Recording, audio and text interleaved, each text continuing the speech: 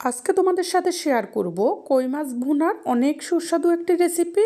যে কোনো মাছ এভাবে ভুনা করতে পারবে। এই মাছ ভুনাটা দিয়ে ভাত খেতে এতটা মজা লাগে বলে বোঝানো যাবে না, আর রান্না করে নিতে পারবে খুব সহজেই। তো ফ্রেন্ডস, আমি তৃপ্তি আর তোমরা দেখছো তৃপ্তির রসোই ঘর। তাহলে চলো আর দেরি না করে রান্নাটা শুরু করে দিই। প্রথমেই দেখো মাছগুলোকে কেটে ধুয়ে পরিষ্কার করে নিয়েছি। ধোয়ার সময় লবণ দিয়ে কষলে একটু ভালো করে ধুয়ে নিয়েছি।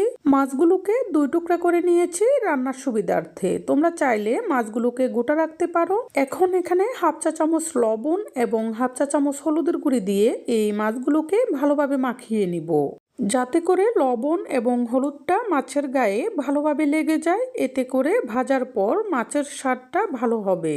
মাখানো হয়ে গেলে এগুলোকে অন্য একটি বাটিতে নিয়ে এখানে আমি পেঁয়াজ কুচিগুলো নিয়ে নিব। এখানে 2 কাপ পরিমাণ পেঁয়াজ কুচি আছে। এই পেঁয়াজগুলোকে আমি যতটা সম্ভব চিকন করে কেটে নিয়েছি। এখন আমি তরকারিতে যে লবণটা দিব সেটা একেবারে এখানে দিয়ে দিব। এখানে 1.5 চা চামচ মতো লবণ দিয়েছি। এগুলো দিয়ে পেঁয়াজগুলোকে ভালোভাবে কষলে নিব। এতে করে পেঁয়াজগুলো নরম হয়ে যাবে আর তেলে দেওয়ার পর তাড়াতাড়ি ভাজি হয়ে যাবে। এরপর চুলায় একটি কড়াই বসিয়ে দিব। কড়াইটি ভালোভাবে গরম হলে এখানে অল্প করে সরিষার তেল দিয়ে দিব। তোমরা চাইলে এখানে সয়াবিন তেলও দিতে পারবে। তেলটা ভালোভাবে গরম হলে এখানে একে একে মাছগুলো দিয়ে দিব। কড়াইটি ছোট হওয়ার কারণে অল্প করে দিয়ে মাছগুলোকে ভেজে নিব। এখানে একটু টিপস বলি, মাছগুলোকে ভাজার জন্য তেল দেওয়ার আগে কড়াইটিকে ভালোভাবে গরম করে নিতে হবে। এতে করে ভাজার সময় কড়াইয়ে মাছগুলো লেগে যাবে না। আর অবশ্যই মাছগুলোকে চুলার আগুন হাই ফ্লেমে রেখে ভাজতে হবে। এতে করে মাছগুলো তাড়াতাড়ি লাল হয়ে যাবে আর ভেতরে নরম থাকবে।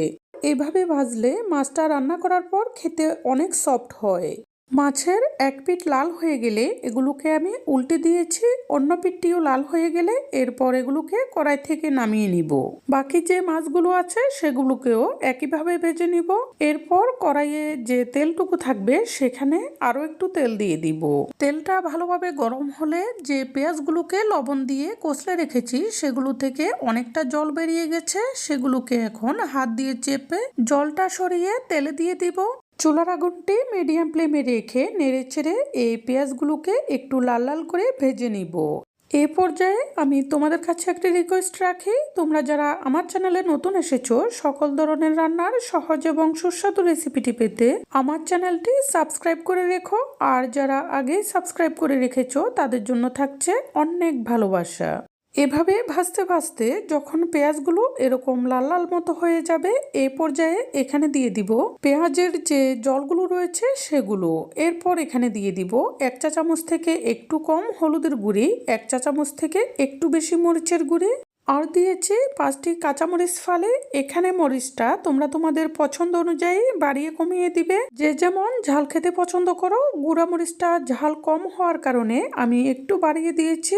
আর সাথে কিছু কাঁচামরিচ দিয়েছি যাতে করে মাছ ভুনাটার সুগন্ধটা ভালো হয়। এখন চুলার আগুনটি মিডিয়াম থেকেও কমিয়ে রেখে একটু সময় নিয়ে এই মশলাগুলোকে ভালোভাবে কষিয়ে নিব।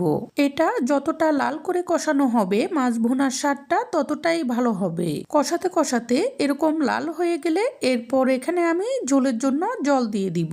এই জলটা অবশ্য শেষ পর্যন্ত বেশি থাকবে না, একটু মাখো মাখো থাকবে। জলটা দেওয়ার পর এগুলোকে নেড়ে দিয়ে এখানে একে একে মাছগুলো বসিয়ে দিব। যতটা সম্ভব মাছগুলোকে ছড়িয়ে দিতে চেষ্টা করছি। মাছগুলো দেওয়া হয়ে গেলে এগুলোকে হালকাভাবে একটু নেড়ে দিব। এরপর ভালোভাবে ফুটে ওঠার জন্য অপেক্ষা করব। ভালোভাবে ফুটে উঠলে এগুলোকে ঢাকনা দিয়ে চুলার আগুনটি ডিম করে 5 মিনিট মতো এভাবে বসিয়ে রাখবো। এতে করে মাছগুলো সেদ্ধ হয়ে যাবে। 5 মিনিট পর ঢাকনাটি তুলে নিব। তোমরা চাইলে এই পর্যায়ে মাছটাকে নামিয়ে নিতে পারো, কিন্তু আমি এই ঝোলটাকে আরো একটু শুকিয়ে নিব, সেই জন্য চুলার আগুনটি একটু বাড়িয়ে দিচ্ছি। এরপর ঝোলটা একটু শুকিয়ে গেলে চুলার আগুনটি নিভিয়ে দিব। আর কিছুটা ঠান্ডা হওয়া পর্যন্ত এভাবে চুলার উপরে বসিয়ে রাখবো। এতে করে ঝোলটা আরো একটু শুকিয়ে যাবে আর স্বাদটাও বেড়ে হবে দ্বিগুণ। তোমাদেরকে শুধু বলবো যে কোনো মাছ একবার এভাবে ভুনা করে খেয়ে দেখো কতটা মজার হয়। যদি রেসিপিটি পছন্দ হয়ে থাকে অবশ্যই লাইক, কমেন্ট এবং সাবস্ক্রাইব করে সাপোর্ট করবে আরও নতুন নতুন রেসিপি উপহার পাওয়ার জন্য। এই বলে আজকের মতো এখানেই বিদায় নিচ্ছি। পরবর্তীতে চলে আসবো নতুন কোনো রেসিপি নিয়ে। সেই পর্যন্ত সবাই ভালো থেকো।